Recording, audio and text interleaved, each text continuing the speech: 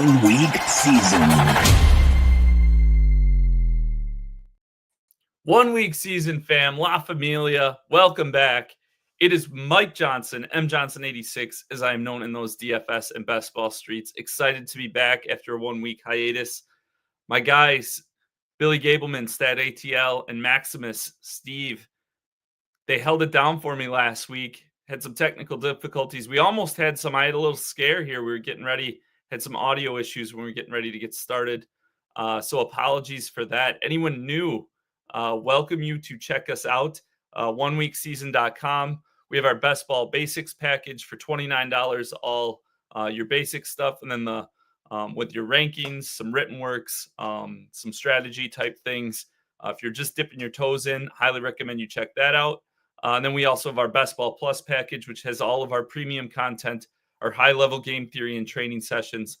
Definitely can check us out there. We're going to be drafting on Drafters today. We'll be drafting in their main event contest, which is $2.5 million prize pool, $500,000 to first place. So I'm going to have to edit that top thing once, or the title, once we get in here. We had to kind of switch lanes there. Sorry for anyone in our Discord who was planning on joining us in the $2. But again, Drafters is where we'll be drafting. Best place to play best ball, in my opinion. Best investment for your money. If you're new there, use code OWS for a 100% deposit match, up to $100 on your first deposit. With all of that said, I'm going to welcome in my co-host this week. Billy is busy, so we're bringing back Maximus for an encore. Of course, he has a music background, so the crowd was chanting encore, and he obliged. Welcome back, Maximus. Hello, good to see you a little bit earlier this season, Mike. And yeah, happy to be a part of it again and get some drafting going on here momentarily. Looks like we are one away from this draft starting in the 20s. Yes, one away. Did you guys draft in the $2 or the $20 last week? And it is starting.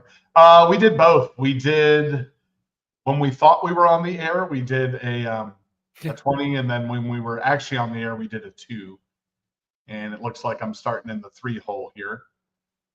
Don't know if I see any other OWS people in here at the moment, but they may be in that $2 one that they thought we were going to be in, maybe. Yeah, apologies for that. Sorry we dipped on you guys. Just wanted to get started. We got pushed back. We just missed that $2 one as we were figuring out the audio stuff. So yeah, that now we had to do the $20. We didn't want to push you guys back too far. Also, last week I know we had miscommunication there, but the plan going forward will be either at 11 a.m. Eastern or noon Eastern every Monday. Now that things have kind of settled down, we're past Memorial Day. My wife's a teacher, so her being home now kind of irons out my schedule a little bit, lets us get into things. Looks like you'll be drafting from the 3 hole here. How long till we get started? It looks like about 40 seconds. Okay. I was talking to someone. I don't think Drafters has that I am ready, let's draft button. And I think over the last 2.5 years, I have probably drafted, and you haven't clicked it here. I've probably drafted upwards of 1,000 drafts, and I've never seen one where all 12 people clicked it. So cool feature that they have, but unfortunate it doesn't get used enough. So we end up sitting here waiting 2 minutes every time. Yeah, theoretically, it's a cool idea. Huh? How deep are you in the what number draft is this in the $20 for you? This will be number 35. My plan was to do, and there I am on the clock, and we'll go ahead and we'll throw a softball up here, and we'll take CeeDee Lamb. All right. This is my 35th. I'm looking to do 50 by June 30th because I want to take advantage of like one more tier of the promotion that they have up to June 30th, which is at, I think, 10, 25, and then 50. Maybe it's 15. you get 2 extra teams once you reach that threshold. And it's a pretty good deal they have going, but I think it ends June 30th. So I want to try to get to 50. I think that's a good number. Probably dial back a little bit in July and then kind of do the second half of attempting to max out this draft in August and probably beginning of September. Yeah, and for anyone newer to drafters, or just a reminder for anyone not, what Steve is referring to is drafters has milestone rewards for their flagship, their $20 contest. Once you get to certain numbers of drafts in that contest, they give you bonus tickets. So what you can see on the screen, once you get to 10, you get a $20 bonus ticket. Again, at 25, 50, and 75. If you get to 100, you get 2 free tickets. And then if you get to 150 drafts, you will get $150 in bonus funds, which can't be withdrawn directly. You've got to use them on the site first. So you could use them on their pick'em or like their playoff contests, probably what I'll use mine on, just because I know I'm going to play either way. But you can see right there in orange on the screen, all rewards double until June 30th. So Steve is saying he's going to try to get to 50. So he's already hit the 10 and 25 milestones. Once he gets to 50, he'll get 2 free tickets instead of 1. They have a lot of good promos over there that kind of contribute to us having, I guess, a lower cost basis on the total of the if you're going to draft a large number or max it out. If you use those things correctly, it's one of the things we talk about, how to attack that. So with that being said, kind of the point of these Monday things, talk about the market, really, right? So you've got a few things here. You see Ashton Genty drops to the 15th pick. Guessing Brock Bowers will be off the board fairly soon here as well. One of our subscribers, their question was about the Raiders, I guess, wide receiver room, but I guess in general, just the Raiders after those two, Genty and Bowers, is just a lot of uncertainty. Jacoby Myers is kind of a 7th round pick right now. And then it's kind of up in the air. Michael Mayer is an interesting one, who former top 40 pick, highly regarded tight end. And it's interesting because he is, and I talked about tight ends last week in our Best Ball Plus training session. He's a guy I kind of forgot to mention, I believe. But it's interesting because after Myers, they have Jack Besh, who was a rookie that was drafted. He's going in like pick 130, 140. And then Trey Tucker, who's kind of a gadgety guy. He can have some spike weeks, who's towards the end of drafts, sometimes goes undrafted. But Mayer is interesting. We have Pete Carroll there. We have probably a run-based offense. And Mayer, it's a situation I wouldn't be surprised if the Raiders go a lot of 2 tight end sets. I haven't drafted much of Besh. Maybe that's a miss. He's starting to slip in drafts, so I'll probably start peppering him in sometimes, but he's kind of in a range where I don't draft receivers. And then Mayer kind of makes a lot of sense to me as on certain tight end builds, some of the ones I talked about last week. I think he fits in a lot of ways. And of course, Bowers, with what he has become in that offense, if he were to miss any time this season, Mayer's a pretty talented guy, a former top 40 pick entering his 3rd season. Wouldn't be shocking for him to have a pretty sizable role. So I think that kind of answers the question. Glad we were able to get to that. But yeah, it's definitely it's an interesting one because the perception on the Raiders is so low. I think not many people are expecting much from the Raiders offense this season. But you can still see production from those spots. And also, what if What if they're not terrible? What if they can support 3 or 4 skill players? So certainly will be an interesting one. Um, David Boss, one of our longtime subscribers, Inner Circle for our DFS, and a Best Ball Plus subscriber. CD Pickens, Dak Ferguson, one of his favorite stacks. Yeah, I would agree. I think that the Dallas offense is super interesting because like not a lot has changed. I think their offense or their defense could be better, should be a little bit healthier, but also they're kind of like star heavy, so injuries can strike again.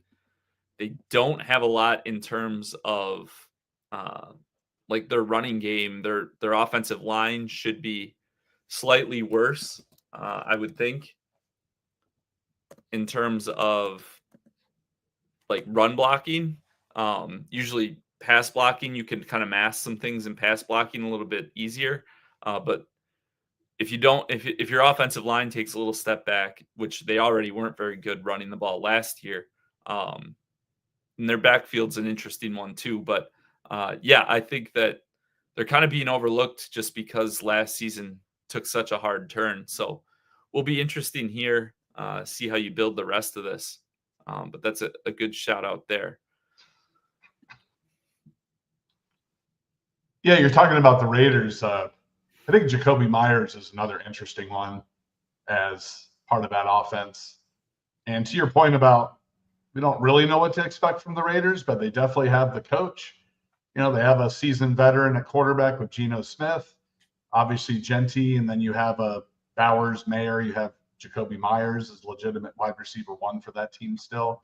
And you figure in the division that they're in, probably going to be playing from behind quite a bit with teams like the Broncos, Chargers, and Chiefs. So I agree. I think they're kind of an interesting offense to kind of sprinkle pieces in here in your drafts. Yeah, for sure. So DK Metcalf just went off the board. That's an interesting one. I don't know if you guys, had Rodgers signed prior to you guys last week recording? I think he just signed. Yeah. Yeah. So Metcalf's really interesting. And I think Rodgers isn't, that whole situation kind of intrigues me in terms of, I think everyone has certain perceptions on some of these teams, and it's very easy for those perceptions to be wrong or for us to be overconfident in things. I remember 2 years ago, um, the Cowboys had speaking of the Cowboys, they had let Kellen Moore go, and Mike McCarthy was talking about pounding the rock and running the ball at a high rate. And believe they had Pollard and Zeke still both that year. And so everyone thought, okay, they're just going to run it, a gazillion times, and was down on the passing game. And push came to shove, they ended up having to throw it a ton. And that was the CD Lamb wide receiver 1 year. Dak was kind of a key piece on a lot of high placing best ball teams. So I think this is another one. Everyone thinks Pittsburgh, Mike Tomlin, Arthur Smith, they're going to pound the ball. Smith wants to run it, but Aaron Rodgers, 2 things you can say. He's been a pretty pass heavy quarterback. Wherever he's gone, he has, during these later stages in his career, had a ton of influence on what the offense looks like, right?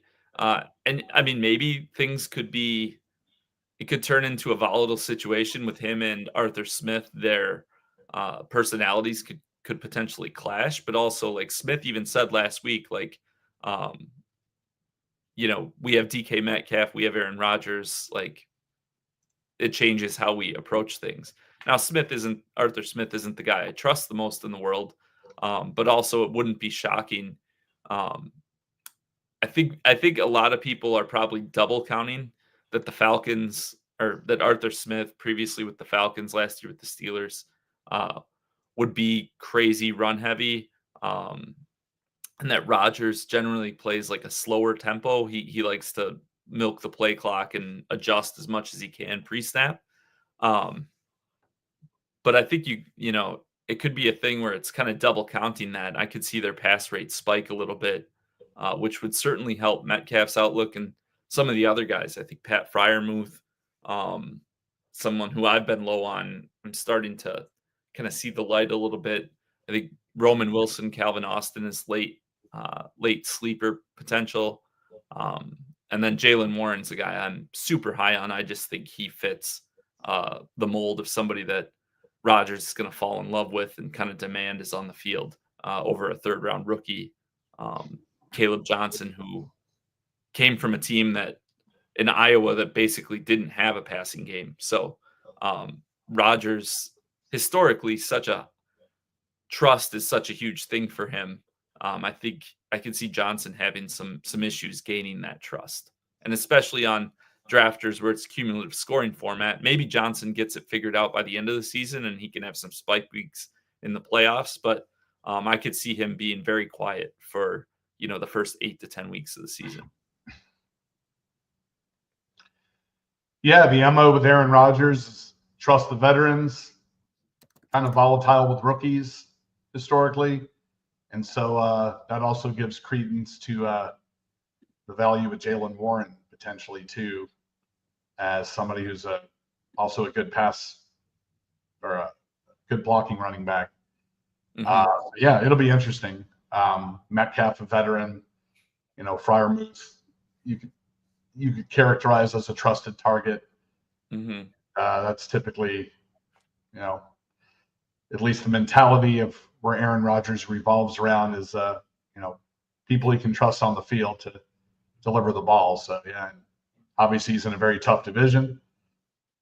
So it'll be interesting how that plays out. Yeah, it looks like you're almost back up on the clock here. You got 4 receivers and a tight end so far. Okay, I'm going to take my first running back here. Nice. So adding Montgomery to the mix, the Lions are an interesting team for sure. We keep seeing Jameson Williams creeping higher and higher. He's being drafted 41st in this draft. I'm guessing some of that has to do with the Amon-Ra St. Brown. He had kind of a knee cleanup sort of deal. I actually got St. Brown, who was he's been a top 5 wide receiver, I believe, the last 3 seasons.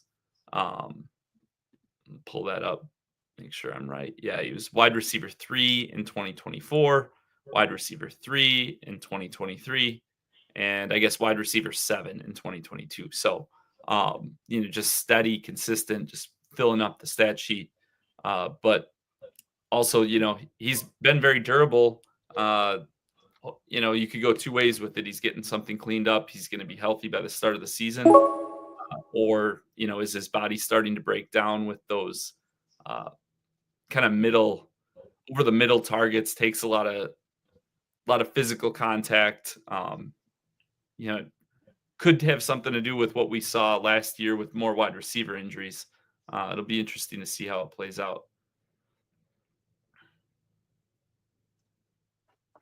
So Steve takes Tony Pollard to add to his running back room. So just to kind of continue on the Detroit thing, yeah, I think it's interesting this time of year we start seeing fluctuations and things. And I got St. Brown, I believe, at 15 earlier this morning, whereas he'd been 8th or 9th pick. And he's been a top 3 wide receiver the last 2 seasons. So interesting to kind of see how that plays out. We see Laporta go off the board here in the 7th round.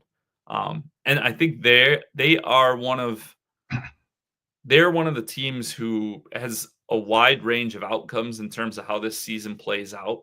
I think that the loss of Ben Johnson and Aaron Glenn, both coordinators, and how strong that division is, it just will be super interesting to see how their season goes. They've been pretty run heavy. They have mixed in 2 backs with David Montgomery there. Gibbs has stayed healthy the first 2 years. There's a lot that could be different than what we've seen, the constants we've seen from Detroit the last couple of years. It's the NFL. Father Time is undefeated. So that will be interesting to see for sure.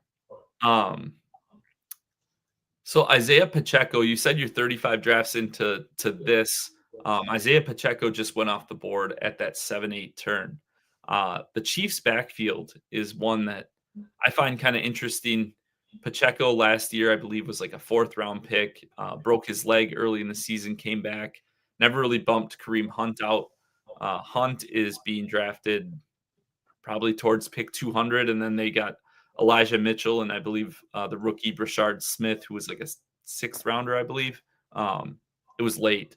Uh, that's kind of what their running back room looks like right now. Um, Chiefs will be an interesting one. Do you have any thoughts on? Have you taken much Pacheco? And if not, are there any of those backups that you've been drafting at all? Yeah, as far as Kansas City, no backups. I have a little bit of Pacheco, but I'd say I'm up to 35 now. Let me go ahead here. Got a pick coming up. I'm speculate a little bit here and roll the dice on him returning earlier than later in this season coming up, and we'll get our fifth wide receiver in, Mr. Brandon Ayuk. Yeah, I've taken Pacheco on maybe like three. I think maybe three teams I have him. I think all three of those teams, though, he dropped to where it was like value territory, or I was like, okay, I was like, this is, Mhm. you're going to take him. This is a good spot to do so. And, I happen to have a need at running back at that point.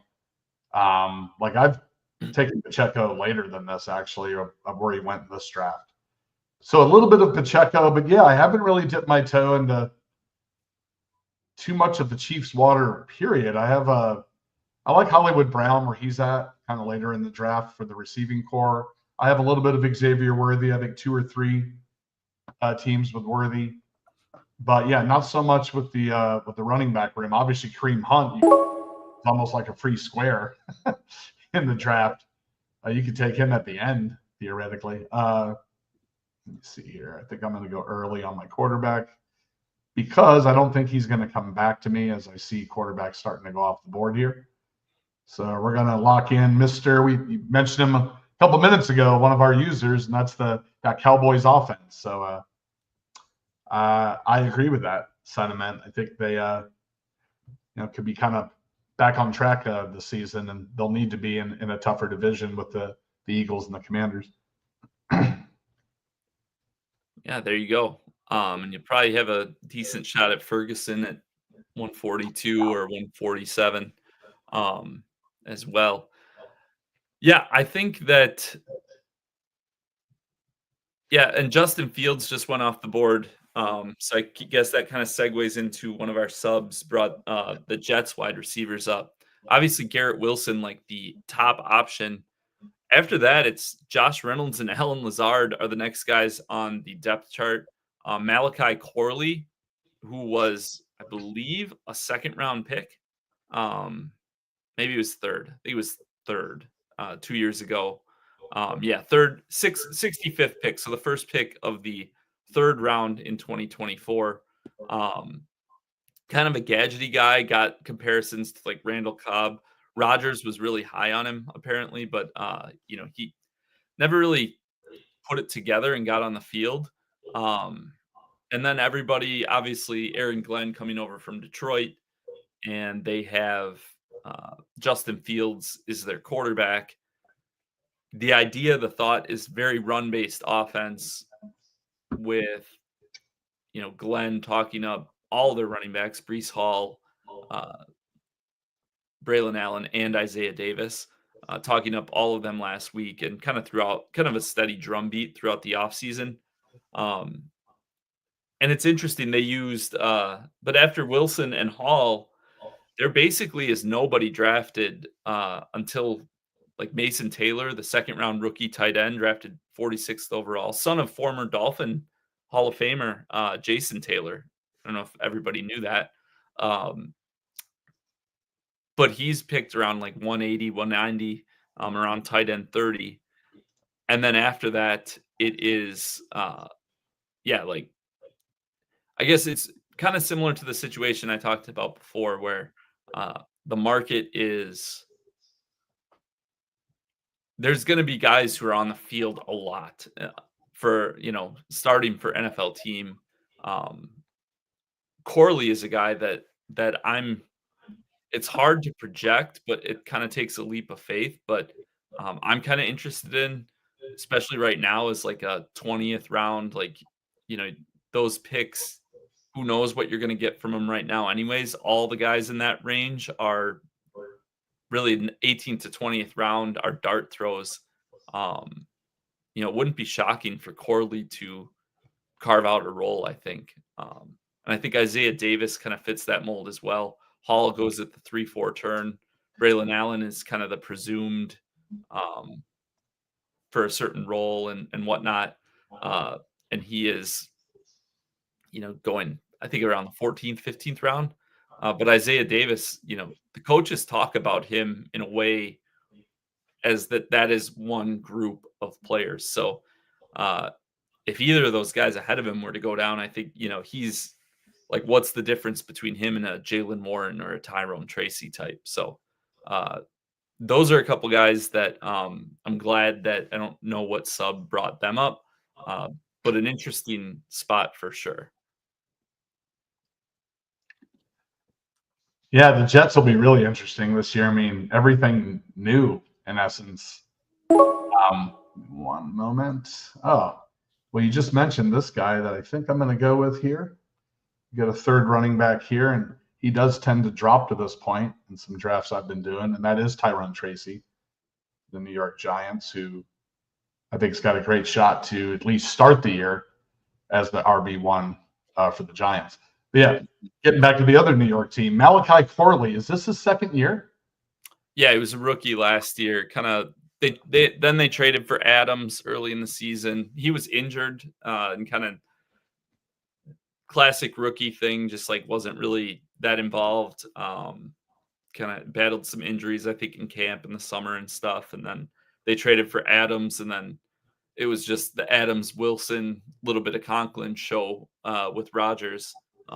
So he never really, I guess, established that rapport, that role, but with a new staff. Obviously, it's a new staff too, so they have no allegiance to him, but there's not much ahead of him on the depth chart. Like Alan Lazard was brought there because of Rodgers.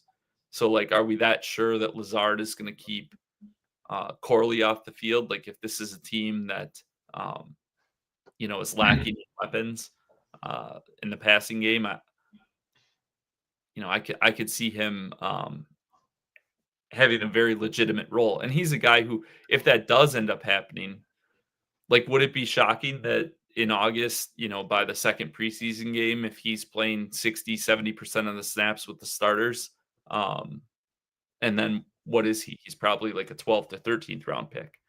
So just, those are the types of things I like to think through when we're drafting here in early to mid June. Yeah, you mentioned Isaiah Davis. How do you feel? What are your thoughts regarding Braylon Allen? Actually, who, on the face of it, I thought of the direct backup to Breece Hall, but there has been talk up of Isaiah Davis. Sorry, say the question again.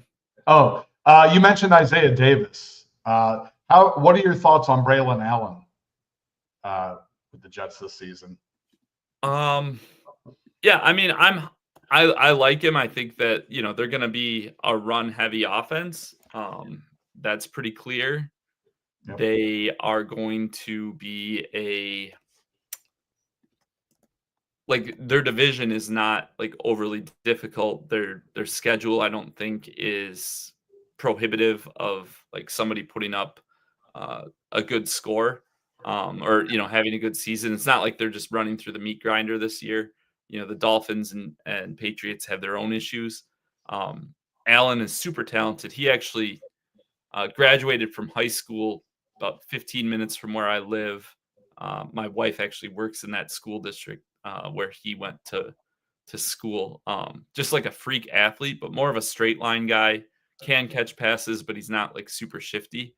Kind of my thought is Hall and Allen kind of play a similar like Gibbs and Montgomery type role. and he's kind of the pounder like Montgomery, and then Davis would kind of spell a little bit of both, and would be more of a direct backup to Hall. But also, who knows what kind of crazy things they've got cooked up with Fields as another runner there too. So, um, I think just in general that uncertainty makes them all kind of decent guys to take shots on. Yeah. Okay, I'm on the clock here. Let's go. That's a good one. All right. Yes, perfect. A sub wanted to talk about Cedric Tillman. Nice. I'm not even looking at that, so that was kinetic. Yeah, there you go. Yeah, interesting spot for sure. 1 week season, inner circle subs will remember we were all over the Browns that fateful week against the Ravens last year, where Tillman had a massive game, had a couple other big games as well, but actually cost me a GPP because he got stat corrected from 100 yards to 99 yards. So I lost 3.1 points. But that was the Jameis Winston week. We're playing Browns doubles and triple stacks. And Tillman was 3K right after Amari Cooper got traded. For another guy, super talented, physically gifted. He's a great athlete. Kind of has improved each season in the NFL. There's so much. The Shedeur Sanders stuff, there's so much around the Browns quarterback situation.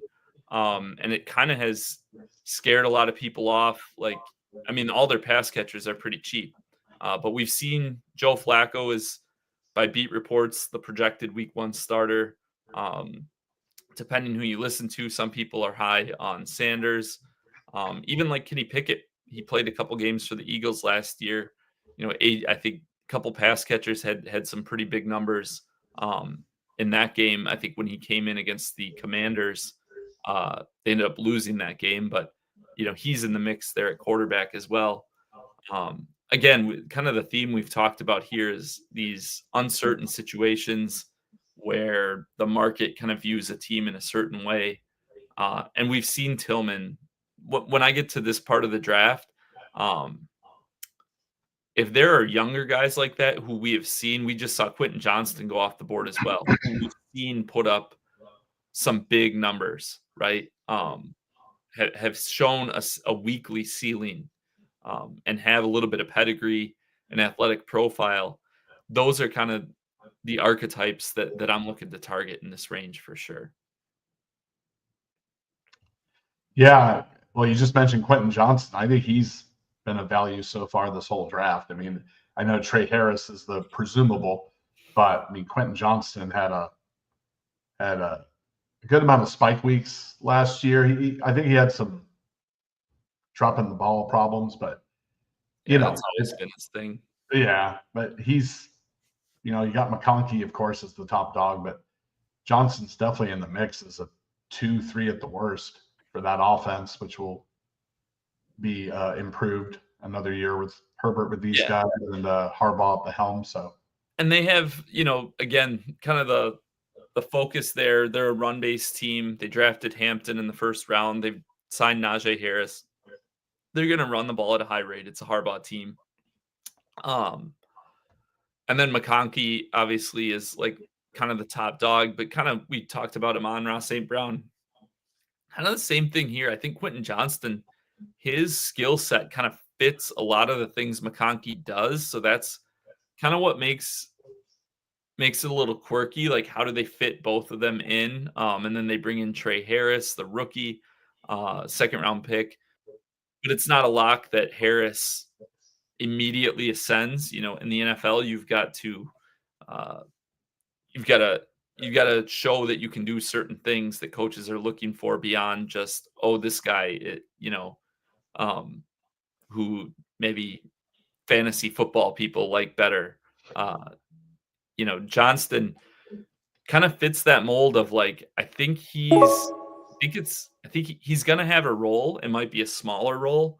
I don't think they're going to get a ton from the tight end position this year. But also he has like massive upside because let's say McConkey were to miss some time, which if you're getting a high volume of targets and you're, you know, playing in these physical games that the Chargers are going to be playing in, uh, who's to say McConkey doesn't have to be season ender, but if he misses 4 to 6 weeks, what does Quentin Johnston's target share look like there? And I think if you want to click on, actually, I don't know if it'll pull it up, but I'll find it myself. So Johnston last year, uh,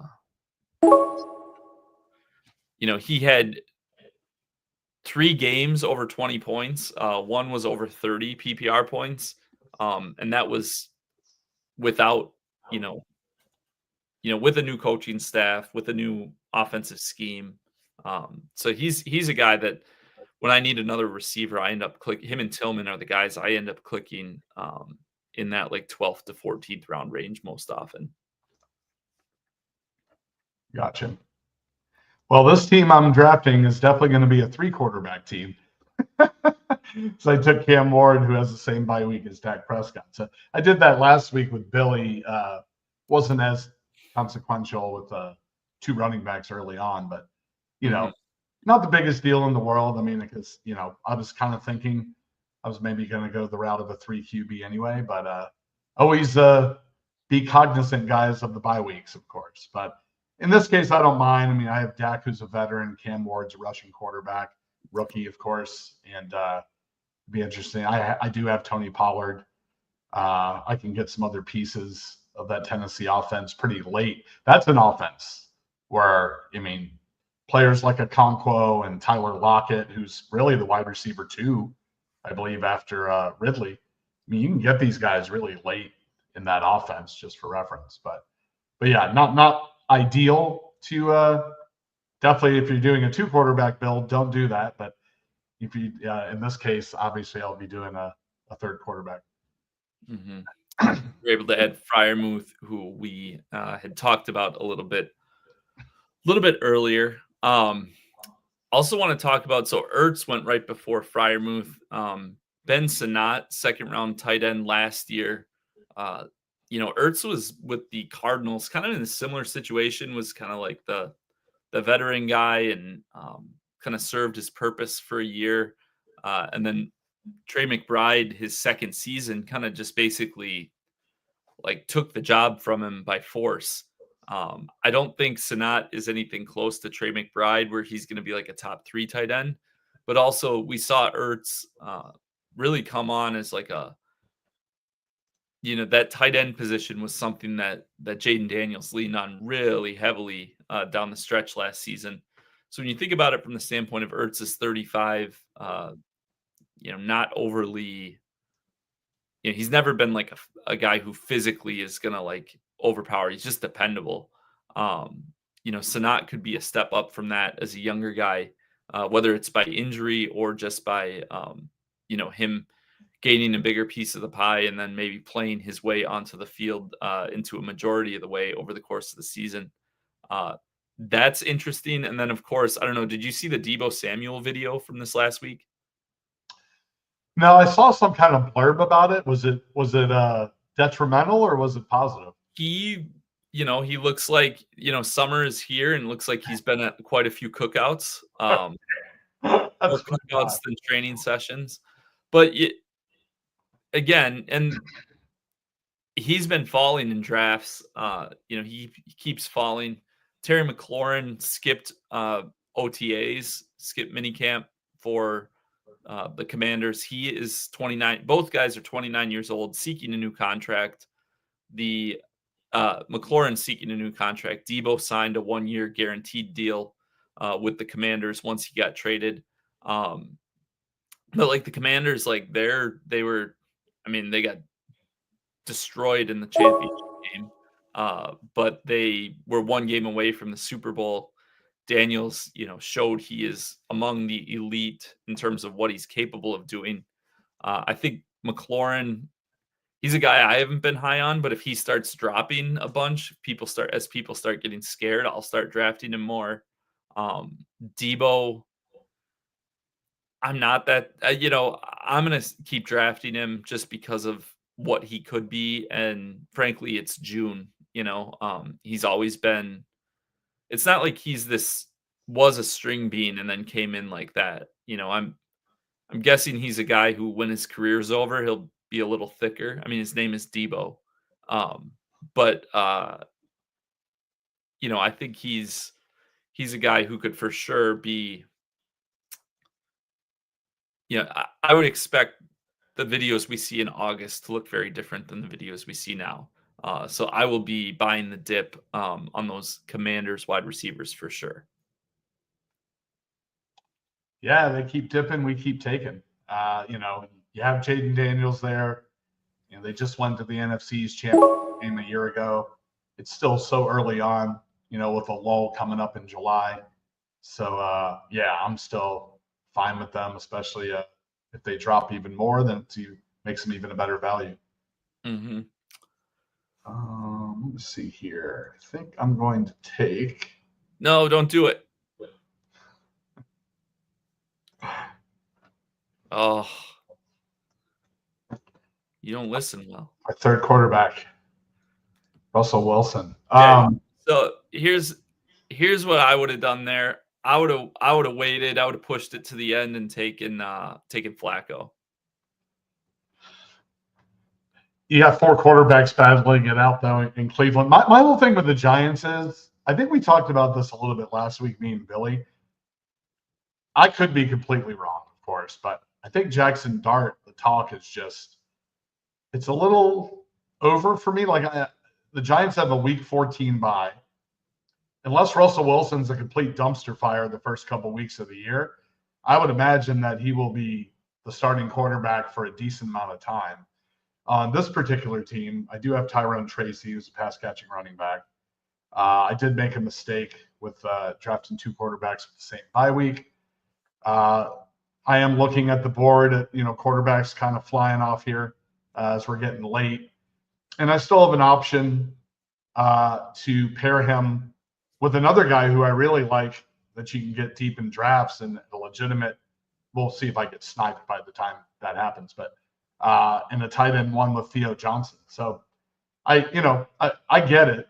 Don't get me wrong. I definitely could have gone some other places with that pick, but just figured we'll kind of nip that in the bud and then see if we can see what we can find to end this. Yeah, and I get that. I liked Flacco there because you have Tillman, and I think Tillman. I think if one of the other quarterbacks ends up being the starter for the Browns, it's going to be a rough go of it. So, if you're in need of a quarterback late, I really like targeting Flacco. The Giants quarterback situation will, for sure, will be one. Wilson does appear locked in as the starter, but also like they probably should have fired their GM and coach after last season.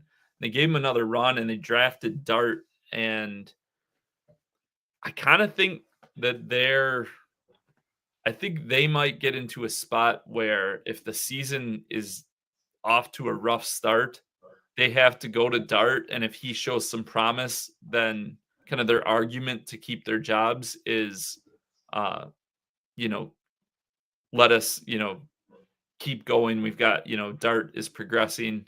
I don't think that they will make it to week 15 as the head coach and GM if things go poorly. Now Wilson could just play good. They could, maybe they could be better, but they got the Eagles and Commanders in that division. Yeah, it'll be interesting for sure. I can see it either way. I guess I would like Wilson more if like those guys were, if your two quarterbacks were both week 5 buys. But I'm a little weary about him lasting to week 10. But I guess you could say the same for Flacco, right? Yeah, no, point taken. It was kind of a 6 of one, half a dozen of the other, just regarding the bye weeks. And who knows? I could be taking a goose egg team on week 10 for sure. Speaking of, Dart just went. I'm going to go ahead and give a little more ammo for Cam Ward. We're going to go with Tyler Lockett. the aforementioned a couple minutes ago. I really like where he is as a wide receiver too, and a veteran who can be an asset to a young quarterback. The question is, does he have anything left in the tank? But it'll be interesting to see how he operates with a and then his first offense. I think he's been with the Seahawks his entire career until this year, I think. So yeah, he'll be an interesting one to see. He's a slighter build. He turns 33 in August, coming off like basically his career worst year. They'll be an interesting team. They still have former first-round pick Treylon Burks, Chamiri Dike, I don't know how to say it, and Alec Aomaner, couple rookies that they drafted are on the depth chart as well. Kind of similar to that Jets situation where, shots on kind of any of those guys, I wouldn't really fault people on, just because their wide receiver 2, 3, 4, and 5 could shake out any which way. And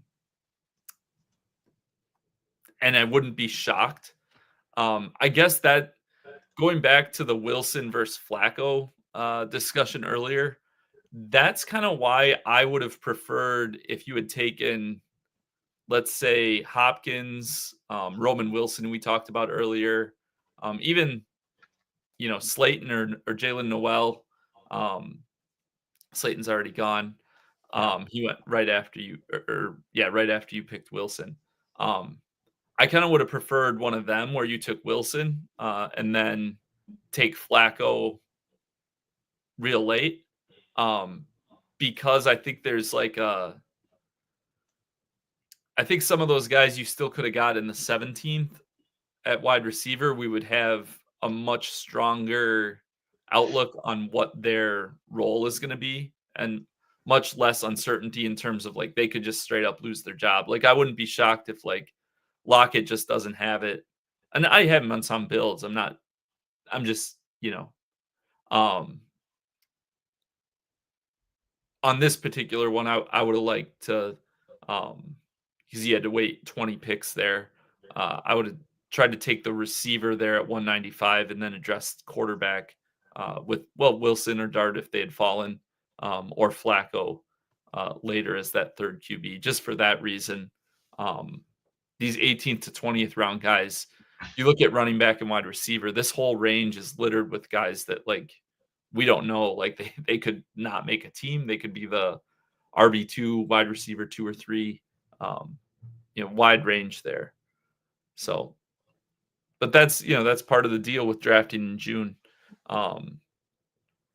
You've got extra risk, but also extra reward. There's just higher volatility in terms of that. I love that you got Elijah Arroyo there. Your boy. Yeah. I think, not to get too behind, but Mike just did a training course on tight ends. And so I think based on who I took when I took them early, I think this makes sense to kind of balance your capital at that position and, go with somebody speculative like Arroyo, who's basically a free square right now. I mean, I know Noah Fant's still technically there with the Seahawks, but this guy's definitely been talked up as a super athletic tight end who could be definitely utilized but at least by the end of the season as a solid part of the offense there. So yeah, I think I took Kittle. He dropped to the 5th round. Yeah, usually I see Kittle going almost always in my drafts in the 4th round. So to see him get to the 5th, I figured I don't have much Kittle this season. He kind of helped my best team last year kind of get out of a really bad slump in the last week. But I think it was a good spot in the 5th round to go with Kittle after I'd started with 4 strong wide receivers, in my opinion. You gonna add a running back here? I am not. I'm gonna go with.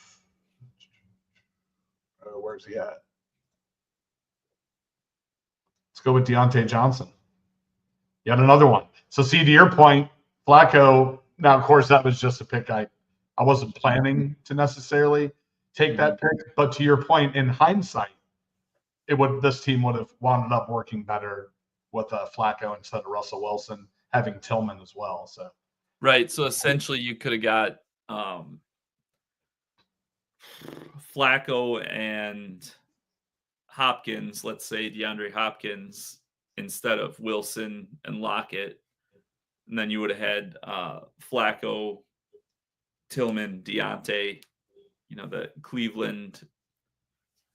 Two of their top three wide receivers. Obviously, they still have Judy and Njoku, who are the first two guys off the board. But we saw last year, it's a relative, Flacco is not that different than like Jameis in terms of like, he's not going to run the ball. He's a pocket passer. He's probably more sure with the ball, not quite a total gunslinger, just firing it anywhere. But he'll spread it around, right? I think that's kind of the main point. So to that end, if Deontay is able to save his career, which you got to think with how the last year went for him, he's gonna be minding his P's and Q's, trying to salvage his career as he approaches 30 years old. But that's an interesting one for sure. Do you want to click off your team just to that last round? There's a couple guys I wanted to talk about. Sorry.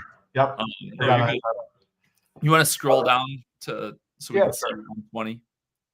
There we go. So a couple guys. Taj Brooks was brought up by one of our subscribers. He's a guy I've been drafting a decent amount of in the 19th, 20th rounds. Very, he's a talented guy. He's a rookie. He was drafted late. It was a very strong, like deep running back class. So Taj Brooks, who was on Texas Tech, 5'10", 230, ability to catch passes. I think he's a really, really interesting one on this Bengals team. Chase Brown, who I know you had on your 17th place team from last season in the $2 contest. But Taj Brooks, he can play.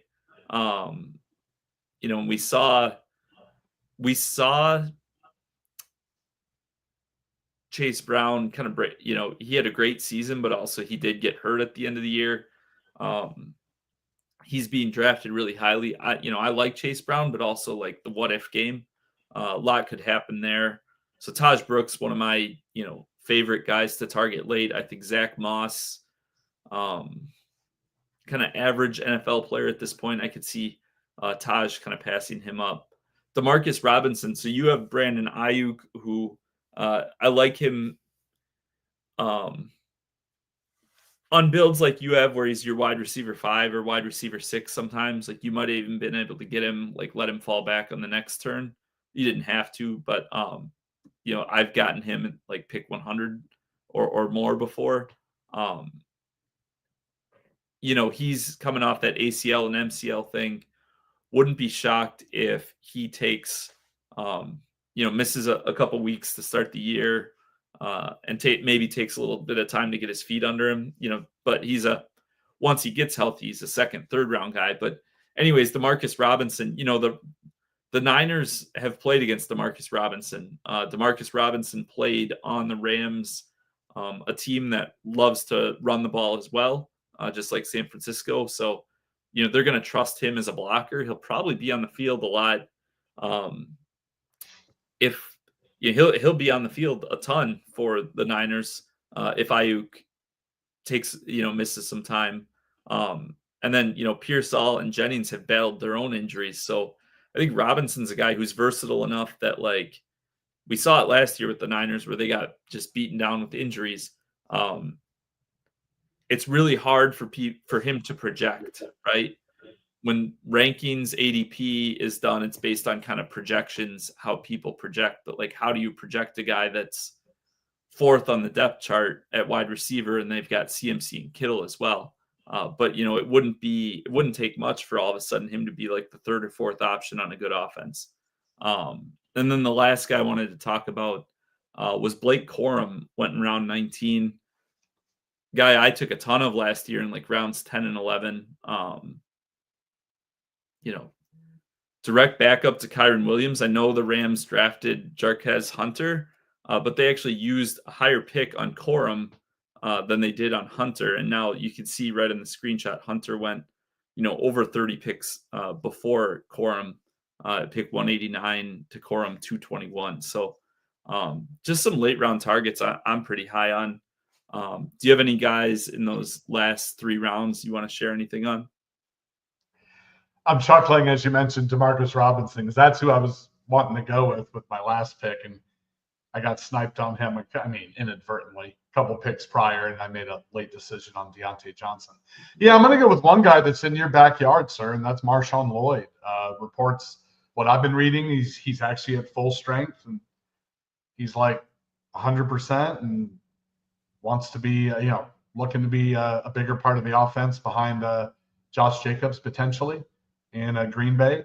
I took him in the end of the 16th. What are your thoughts on Marshawn Lloyd? Yeah, I think it's kind of similar to when I was talking about like the Braylon Allen, Isaiah Davis stuff. Somewhat similar in the aspect of,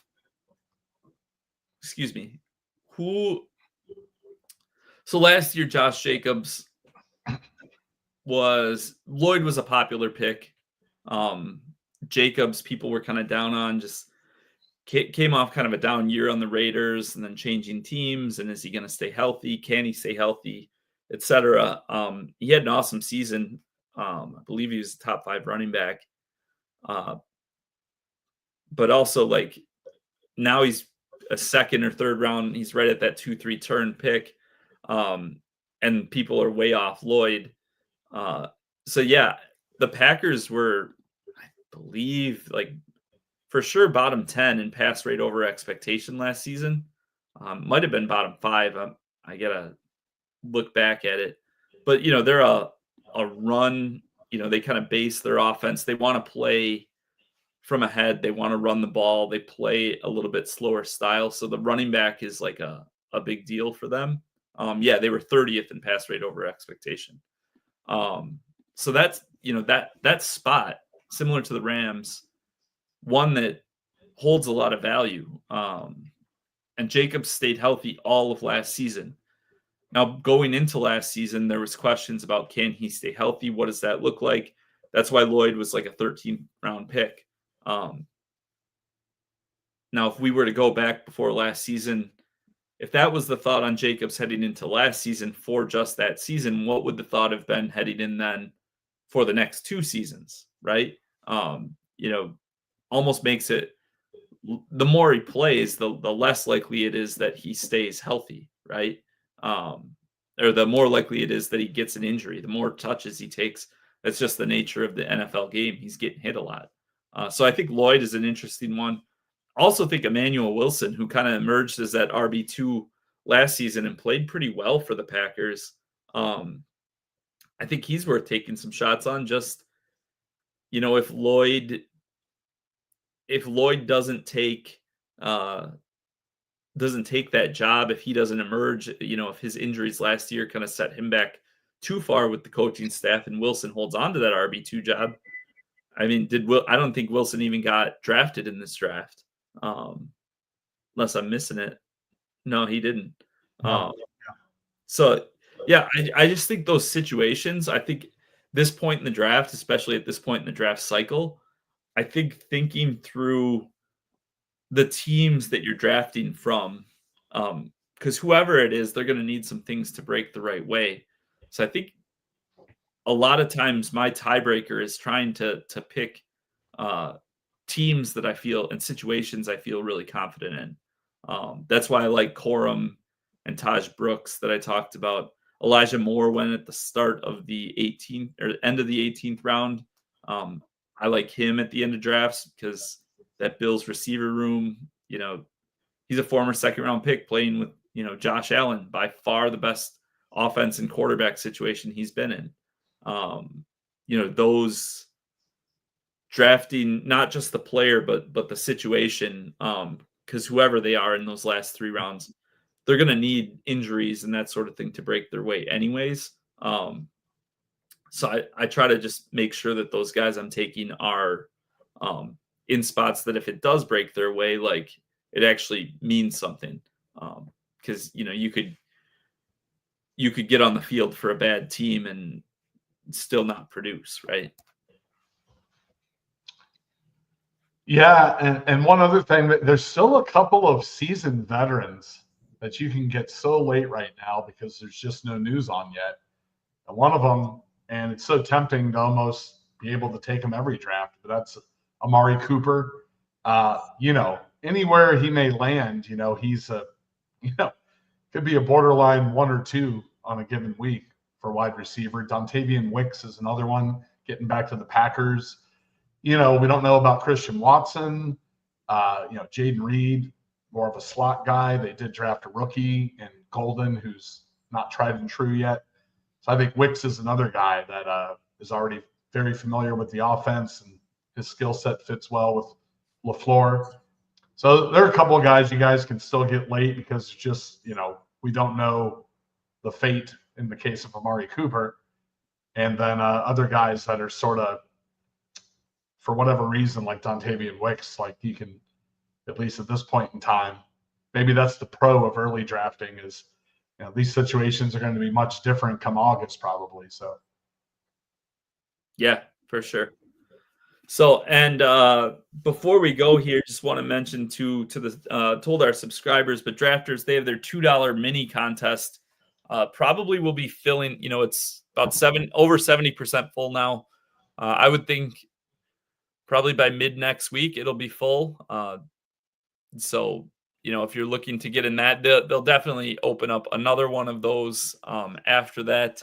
But the nice thing there is for the $2 tournament right now, because it will fill, whereas in the $20 you're drafting teams right now that will be going against, it's cumulative scoring, of course, on drafters, so everybody's just on one leaderboard, so you're directly facing teams that are going to have a lot more information on a lot of these things than you, that are going to be able to have strong confidence in all 20 of their picks, whereas right now we're getting to round 16, 17 and on, and we're kind of guessing on some of these spots. So you don't have that in the $2. It's going to fill up a snapshot contest, we like to call it, because it is only drafted within a certain time frame. So highly encourage you, if you have not checked out Drafters, get on there, get some drafting done. Again, we have our OWS code if you are new, a new listener or subscriber. Yeah, definitely check us out. We've had it up on all day, but we have our Best Ball Basics, $29, our Best Ball Plus package, $89. Check us out at oneweekseason.com. Steve, do you have anything to add? Not really. Full disclosure, like I said, I'm a perennial slow drafter. So other than Billy last week and you this week, these are probably the first fast drafts I've done. So obviously the decision making has to be a lot quicker. It's a lot easier to kind of forget about the bye week situation. So if you guys are fast drafting, be aware, of course. And I have a whole process in front of me. You can't see. I'm like geeking out on this stuff this year with our slow drafting, like every pick when I have time and I'm home, just kind of going through a bunch of different protocol factors before I actually make a decision. But I don't know if you want, for the sake of the audio, to say what the team was. Oh, yeah. Yeah, we can recap it quick. You want to click on it again? Yeah. Is it not up? Just click on your name. Oh, that's right. I know what you're saying. Yeah, because I took you down. Duh. Okay. So, yeah, nice team. Dak Prescott, Cam Ward, and Russell Wilson in your quarterback room. 5 running backs with David Montgomery, Tony Pollard, Tyrone Tracy, Austin Eckler, and Marshawn Lloyd. Wide receiver room, 8 of them. CeeDee Lamb, T. Higgins, Devontae Adams, Cortland Sutton with your first 4 picks. Then took a little break until Brandon Ayuk in the 8th round. Then rounded it out with Christian Kirk, Cedric Tillman, Tyler Lockett, and Deontay Johnson. Some trusted veterans there in the double-digit rounds for you. And then the tight end room, George Kittle, Pat Freiermuth, and the stud rookie Elijah Arroyo, who Mad Sox and I have been drafting aggressively this May and June. So, yeah, definitely a fun team, a fun time to draft. And, the drafters $2 definitely allows you, and like you said, they have slow or fast draft. So depending on, you can kind of choose your flavor, dealer's choice, what you prefer. But definitely you can get a lot of practice in, you can get a lot of volume. Obviously, we're doing this to try to make some money, but you can also, it's just fun, right? If you've got the time to do it and you enjoy the NFL, I find it makes me a sharper DFS player as well. So definitely something to check out. Check us out. We will let you all go. We're over an hour now. We beat you and Billy by about 30 minutes from last week, though. So I didn't watch it all, but it was good what I did see. So thank you all for joining us. Thank you, Steve Maximus, as you are affectionately known by the OWS faithful. And thank you all for joining us. We will see you next week on Wake and Stake. Best Ball Plus subscribers, you will hear from me within the next 24 to 48 hours, another Best Ball Plus premium training session. You're not going to want to miss this one. We will see you all next week. We'll see you on Discord. We will see you on Twitter. We will see you in the draft rooms. I am Mike. He is Maximus. Goodbye. 1 week season.